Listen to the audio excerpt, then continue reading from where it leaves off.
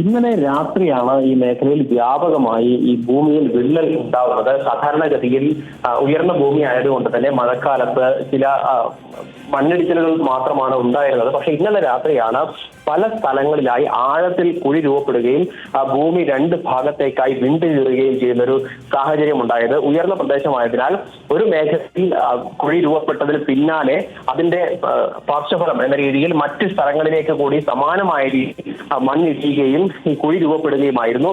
ഏതാണ്ട് 10 മീറ്റർ ആഴത്തോളം അല്ലെങ്കിൽ ആഴത്തിലാണ് ഇപ്പോൾ ആ കുഴികൾ രൂപപ്പെട്ടിരിക്കുന്നത്. എന്തായാലും നാട്ടുകാർ വിവരം അറിയിച്ചതിനെ തുടർന്ന് തഹസിൽദാർ ഉൾപ്പെടെയുള്ളവർ ഈ സ്ഥലത്തേക്ക് എത്തിയിട്ടുണ്ട്. ഇനി വേണം ഈ തുടർ പരിശോധനകൾ നടത്താൻ. എന്തായാലും ഇന്നലെ രാത്രി ഈ വിള്ളൽ രൂപപ്പെട്ടതിന് പിന്നാലെ തന്നെ മേഖലയിലെ ആളുകളെ ബന്ധുവീടുകളിലേക്ക് മാറ്റിപ്പാർപ്പിച്ചിട്ടുണ്ട്. ഭൗമശാസ്ത്രജ്ഞർ ഉൾപ്പെടെയുള്ളവർ ഇങ്ങോട്ടേക്ക് എത്തും. ആ പരിശോധനയ്ക്ക് ശേഷം മാത്രമായിരിക്കും എന്താണ് യഥാർത്ഥത്തിൽ സംഭവിച്ചത്, ഏതെങ്കിലും രീതിയിൽ അപകടം, ഇനിയും വലിയ രീതിയിലുള്ള അപകടത്തിന് സാധ്യതയുണ്ടോ, കൂടുതൽ സ്ഥലങ്ങളിലേക്ക് വിണ്ടുകീറൽ മാറാൻ സാധ്യതയുണ്ടോ, കാര്യങ്ങളിൽ അന്തിമ തീരുമാനം കൈക്കൊള്ളാനാകും.